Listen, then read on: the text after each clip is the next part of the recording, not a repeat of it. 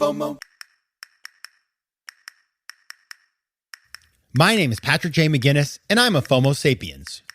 And since you're here, I'm going to bet that you are too. And when you're like us and Monday comes around, you don't dread the new week. No, you wake up every Monday morning knowing that this week might just be the best one yet. This is FOMOnday, the snackable show that starts your week right with hot takes, life hacks, listener mail, and even some FOMO therapy.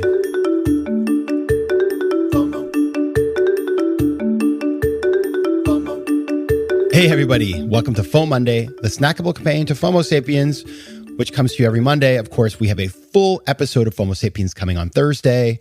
Happy FOMOnday, best day of the week. I'm your host, Patrick J. McGinnis, venture capitalist by day, author and podcaster by night, and FOMO Sapiens 24/7. Now, as a kid, I learned how to drive on a stick shift. My parents didn't have an automatic. I'm not sure why that is, but they didn't. And so I grew up learning that way. And in fact, I used to practice driving with my mom in a cemetery. And I think that was sensible because it's like, you can't kill anybody. Everybody's dead already. And so you'd be driving around. I'm in this small town in Maine, driving past like my great-great-grandfather, my great-uncle, all these guys. People, they were sending me good vibes because I did get my license on Ash Wednesday, which is why every Ash Wednesday, I make sure that I get the ashes because I made a covenant with God that I would try to do that every year. All right, so that was a digression, as they would say. Holden Caulfield would have said in the book Catcher in the Rye. But the reason I bring that up is because there's an expression that I love. If you can't find them, grind them. If you haven't heard that, that's the point basically when you're driving stick shift. If you can't find it, you mess up, you grind those gears. And I think about that, and I was not just grinding the gears in terms of driving, but as I grew up in school, I was a total grinder. I was the guy who worked way too hard on everything. I mean, my view was like maximum effort means maximum success, and there's a direct correlation between the two. I've learned that is not true, but that's how I did things. And in fact, when I got to college, I was so hardcore because I felt like, oh my goodness, I'm going to flunk out of Georgetown, that I would read chapters that were not assigned to me. Can you imagine? I'd be like, well, chapter 7, should know that, not assigned. I didn't get it. And I also would go to parties on Saturday night, have one beer, and then head to the library and study all the time. Now, listen, it worked for a period of time. I was successful, right? But when I sort of took my foot off the gas my junior year in Argentina, I didn't really do a lot. I was too busy living life. I got back to school and I realized I could do less work and have better outcomes because it's like anything else. It's like when you train for a sporting event, like a marathon. If you overtrain the day of the big race, you have nothing left to give. And so that's what I realized, that being busy doesn't mean you're productive. And I know it sounds like such an obvious thing, but it's not obvious because people grind all the time. There are industries that are built on grinding. Hello, consulting. Hello, law. Hello, banking.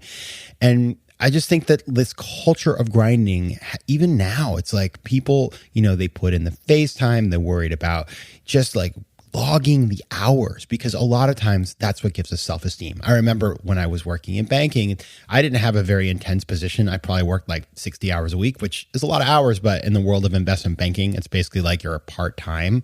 And I would hear about my colleagues who would work all weekend long and they would brag about it. Oh, I worked 100 hours last week. And I was jealous. Can you believe it? Even though we were getting paid the same, I wanted to work more hours. And so academic culture, business culture, they really glorify this overwork. And so that is bad. And I want to talk about that today and give some advice. Because while busyness can make you feel good, sort of justify your existence, I'm so important, I'm so busy, it'll kill you. And as somebody who ran into that wall myself in a big way, ended up sort of completely having a health breakdown after just overdoing it for too many years, I just know from personal experience that it's bad. And so I want to give a couple of tips because we're in that period of the year when it's just like really intense. My October was nuts. And so when I just sort of like entered November, sort of like namaste, let's slow down. Let's just try to chill and not keep up the pace of the busyness because it compounds and compounds until you burn out. So here are my tips. Number 1, focus on what matters.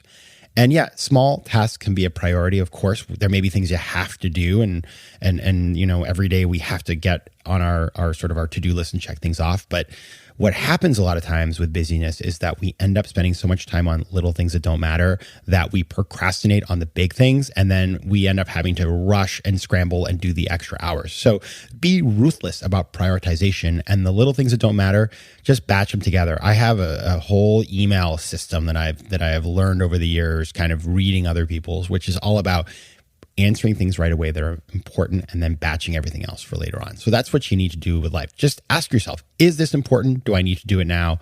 If not, you just don't do it. And if you're feeling like you're spending a lot of time on things that aren't important, you are probably procrastinating.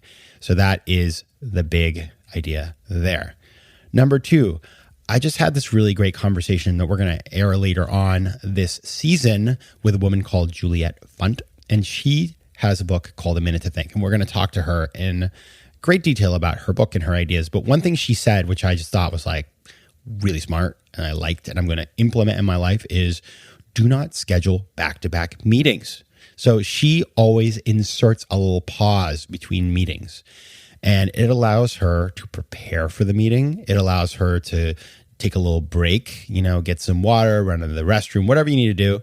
And it just it gets you out of that siege mentality of like, I'm just stacking things one after another, after another, after another.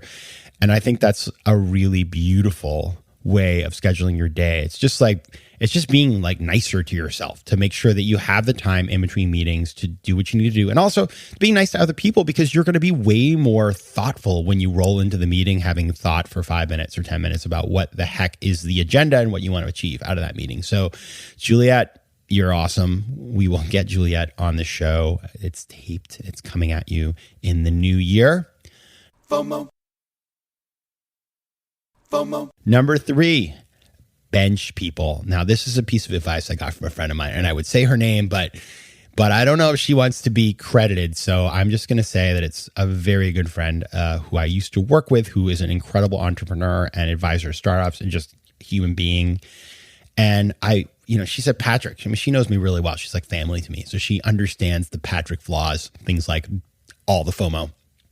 And she said, Patrick, I noticed that you're spending a lot of time taking meetings with people who have asked to meet with you, and that's cool. And you're kind of doing it not so much for yourself. Maybe you're getting something out of these meetings, and you always learn something, and it's great to just connect with people.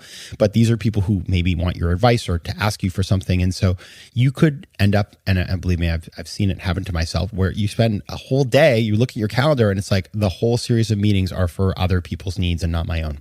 Now, obviously, we need to help each other out, but if you spend all your time solving other people's problems, you are procrastinating in solving yours, and you also have no time to solve yours. And so she introduced me to this concept called benching people.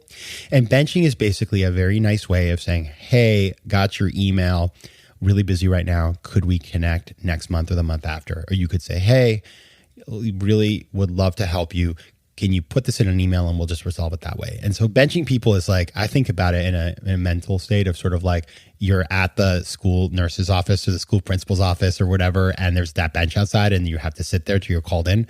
So you're asking people to please sit on the bench until you can call them in. And listen, it's really easy to know if something's a priority or not. And if something is a priority and the person hasn't expressed it, maybe they will tell you. But networking calls or advice or just like catch-up calls, they can suck up your entire life. So create a bench, and then you can just schedule people. You can say, well, every 4th Friday of the month, I'm going to do all the bench people. I'm going to do 2 hours of calls. We're going to do 20-minute calls. That's 6 people. They've been on the bench. We're going to take them off the bench. And it's a wonderful way of not just flaking on people or ghosting people, which is so incredibly rude, but instead just asking them to sit on the bench until you call them back. So benching people, it's a life strategy that I use. And if I've ever benched you, if you didn't like it, please tell me. But I think, in the end, we got to everybody. So I just needed to focus on my things those days.